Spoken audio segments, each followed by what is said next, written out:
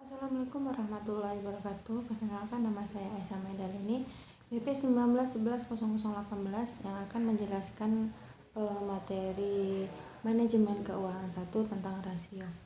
Yang pertama itu pengertian rasio.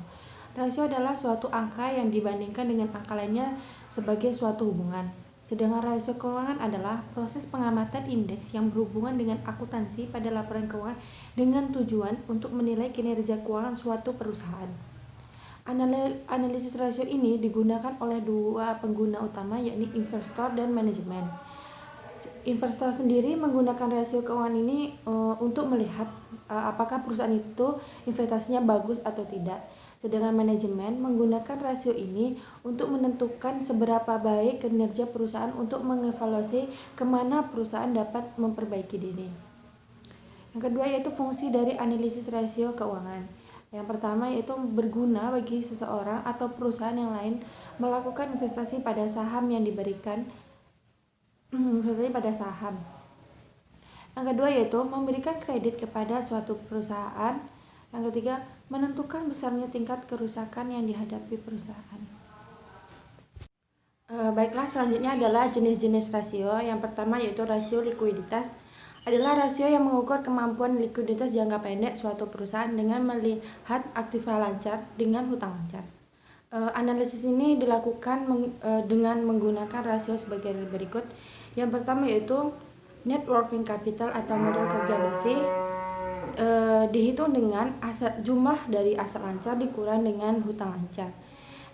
Yang kedua yaitu rasio lancar atau current ratio untuk mengukur kemampuan perusahaan dalam membayar kewajiban jangka pendek atau utang yang segera jatuh tempo dengan aktiva lancar yang tersedia. Dihitung dengan current ratio, dihitung dengan ukuran aset dibandingkan dengan current liabilitas. Yang ketiga yaitu quick ratio yang menunjukkan kemampuan perusahaan dalam membayar kewajiban atau utang lancar dengan aktiva lancar tanpa memperhitungkan persediaan. Quick ratio dapat dihitung dengan membandingkan antara aset dengan current liabilitas.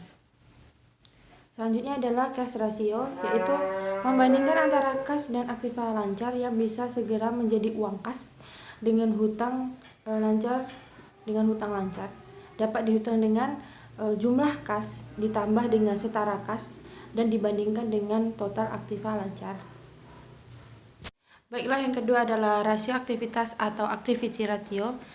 Adalah untuk mengukur kemampuan manajemen dalam memutarkan asetnya atau efektif tidak dalam mengelola asetnya, dan dapat dianalisis dengan menggunakan metode sebagai berikut. Yang pertama yaitu perputaran piutang. Perputaran piutang di sini adalah untuk mengukur berapa kali secara rata-rata piutang dapat dikumpulkan dalam 1 tahun, dan dapat dihitung dengan rumus perputaran piutang sama dengan penjualan kredit neto dibagi dengan rata-rata piutang usaha. Yang kedua yaitu menggunakan perputaran persediaan. Adalah cara mengukur efisiensi perusahaan dalam mengelola dan menjual persediaan yang dimiliki oleh perusahaan. Dan yang ketiga yaitu perputaran aktiva tetap. Perputaran aktivitas tetap adalah cara mengukur sejauh mana kemampuan perusahaan menghasilkan penjualan berdasarkan aktivitas tetap yang dimiliki perusahaan. Dan yang terakhir yaitu perputaran total aktiva, adalah rasio yang menghitung efektivitas penggunaan total aktiva.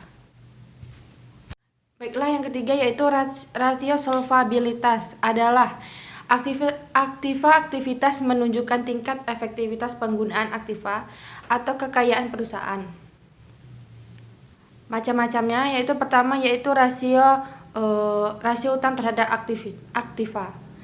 Dimaksud adalah rasio yang mengukur seberapa besar aktivitas perusahaan dibiayai oleh hutang atau seberapa besar hutang perusahaan berpengaruh terhadap pengelolaan aktiva. Rasio ini aktiva rasio ini menunjukkan sejauh mana utang dapat ditutupi oleh aktiva.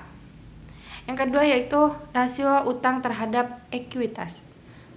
Yang dimaksud adalah hubungan antara jumlah utang jangka panjang dengan jumlah modal sendiri yang diberikan oleh pemilik perusahaan yang berguna untuk mengetahui jumlah dana yang disediakan kreditor dengan pemilik perusahaan.